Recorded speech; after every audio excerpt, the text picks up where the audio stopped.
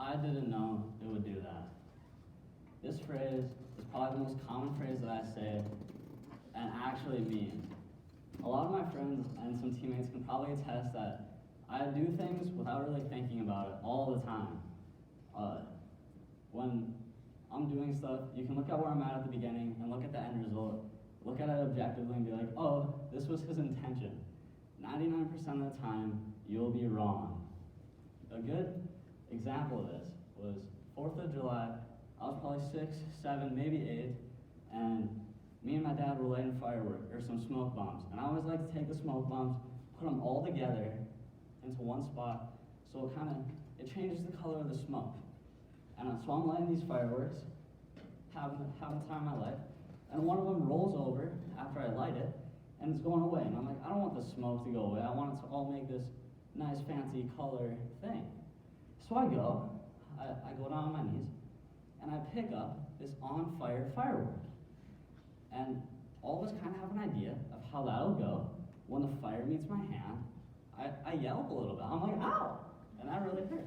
So I'm crying, and my dad comes up to me and he's like, hey, what did you think was gonna happen? And I said, I didn't know it would do that. So we go inside, and he gives me a cold bag of beans, and I put it against my hand, and I have to sit on this tall red chair. And me and my brothers called it the thinking chair, because if you got in trouble, that's where you had to sit. And it's right behind the stove, or right in front of it. So I'm sitting there, and they're making dinner, and I'm just thinking, why am I in trouble right now? I shouldn't be in trouble.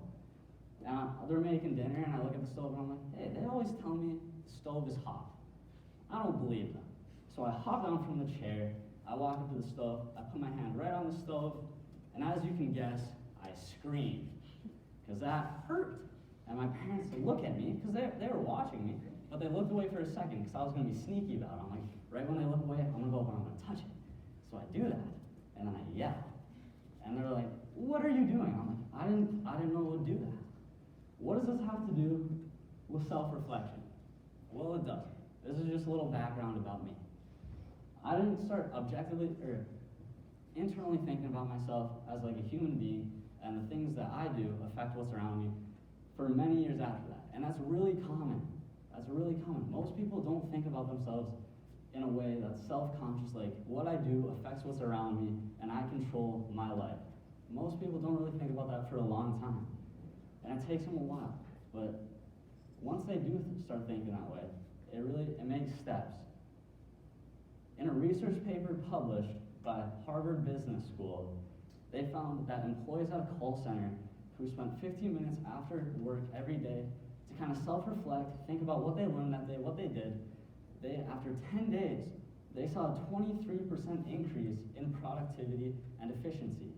That is actually insane. 23% in quality in their performance at work.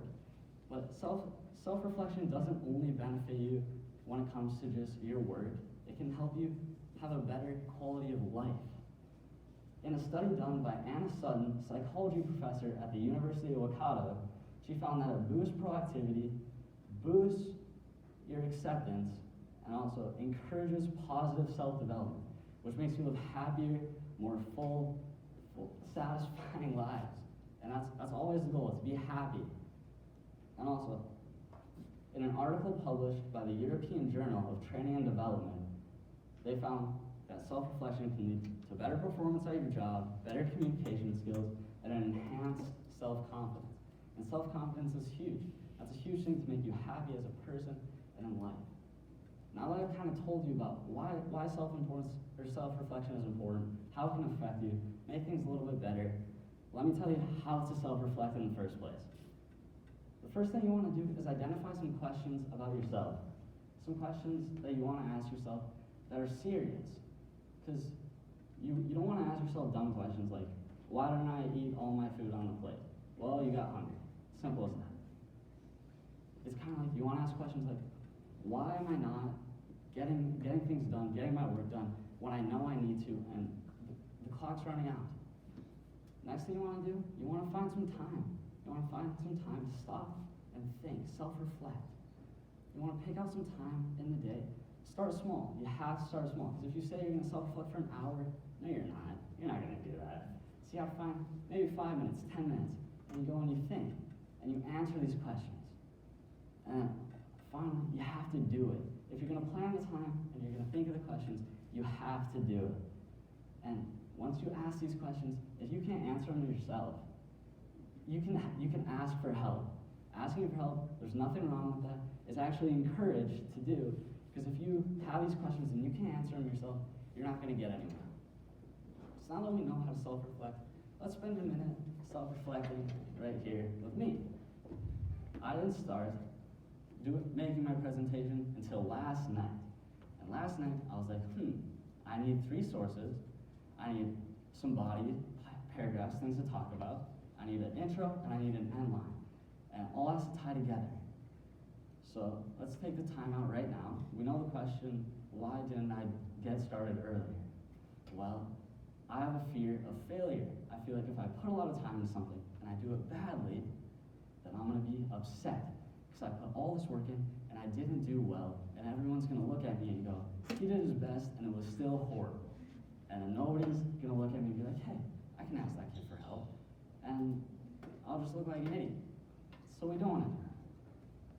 Now, after doing this bit of self-reflection for about a minute at a time of self-reflection, let's stop reflecting